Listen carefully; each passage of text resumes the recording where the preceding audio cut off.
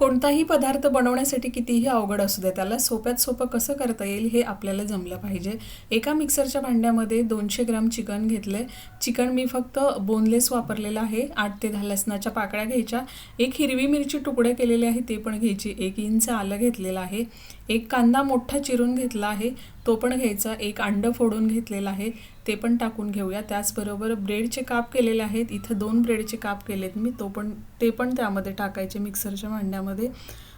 कोथिंबीर थोडीशी घ्यायची, 2 चमचा एवढं. काळी मिरी अर्धा चमचा, जिरे पावडर अर्धा चमचा, चाट मसाला अर्धा चमचा, हा गरम मसाला आहे तो पण अर्धा चमचा घ्यायचा आहे. लाल तिखट आहे ते 1 चमचा आणि मीठ चवीप्रमाणे घ्यायचं. हे सगळं मिक्सरच्या भांड्यामध्ये बारीक वाटून घेऊया. आता सगळ्यात अगोदर हे वाटलेलं सारण आहे ते एका मोठ्या भांड्यामध्ये काढून घेऊया. त्यानंतर हाताला थोडंसं तेल लावून, म्हणजे हा पदार्थ आहे ना तो हाताला चिकटणार नाही. आता छोट्या छोट्या आकारामध्ये इथे आपण याचे नगेट्स बनवणार आहोत. मी लांब आकारामध्ये बनवते अशा प्रकारे. तुम्हाला हवं तर तुम्ही गोल, त्रिकोणी किंवा चौकोनी आकारामध्ये सुद्धा बनवू शकता. आता तुम्हाला इथे मला 2 टिप्स द्यायच्या आहेत. त्या म्हणजे हे जर सारण व्यवस्थित बसत नसेल ना तर यामध्ये तुम्ही थोडासा रवा घातला तरी सुद्धा चालेल, किंवा त्याच्याऐवजी ज्वारीचं पीठ किंवा बाजरीचं पीठ घातलं तरी सुद्धा चालेल. आणि दुसरी टिप अशी म्हणजे यामध्ये मी मिरची वापरले. तुमच्याकडे जर लहान मुलं खाणार असतील तर मिरची वापरू नका, फक्त लाल तिखटाचा वापर केला तरी सुद्धा चालेल. आता नगेट्स सगळे बनवून झालेले आहेत. एका भांड्यामध्ये 2 अंडी फोडायची, त्यामध्ये अर्धा चमचा काळी मिरी टाकायची आणि मिक्स करून ठेवायचं.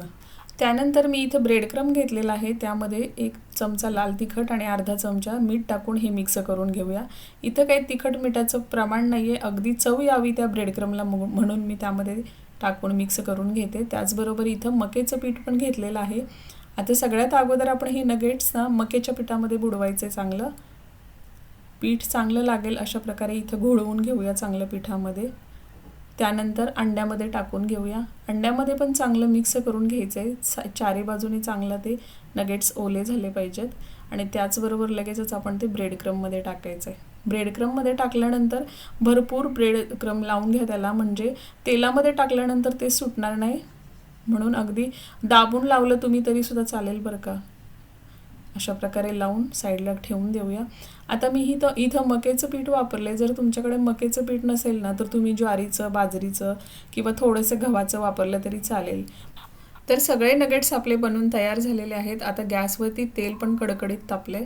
लगेच आपण त्यामध्ये नगेट्स टाकून घेऊया. आता इथे अजून एक मी तुम्हाला टिप्स सांगेन, ती म्हणजे अशी की जेव्हा आपण फ्राय करायला घेतो तेव्हा कमी गॅसवरती फ्राय करा, नाहीतर तुम्ही फुल गॅसवरती जर हे पटपट घाईमध्ये फ्राय करायला गेलात तर आतलं चिकन कच्चं राहील, वरून फक्त कुरकुरीत होईल. कारण ब्रेड क्रम लगेच काही सेकंदाचंच कुरकुरीत होतो. त्यामुळे ती चूक कधी करू नका. मंद गॅसवरती जितका वेळ लागेल तितका वेळ हे चांगलं फ्राय करून घ्या. आतून पण चिकन छान असं शिजेल आणि वरून पण कुरकुरीत होईल. तर अशा प्रकारे आपण इथे सगळे नगेट्स फ्राय करून घेतलेत. कलरसुद्धा अगदी सुंदर आलेला आहे. याच्यापेक्षा जास्त डार्क कलर येऊ देऊ नका, नाही तर वरचा ब्रेड आहे ना तो सगळा म्हणजे जळल्यासारखा लागेल, चव लागणार नाही. तर अशा प्रकारे इथे सगळे फ्राय करून झाले. तुम्हाला मी एक फोडून पण दाखवते. हे बघा, आतलं चिकन पूर्ण शिजलेलं आहे. तर रेसिपी कशी वाटली नक्की कमेंट बॉक्समध्ये सांगा. परत एका छानशा व्हिडिओमध्ये आपण भेटूयात. तोपर्यंत नमस्कार.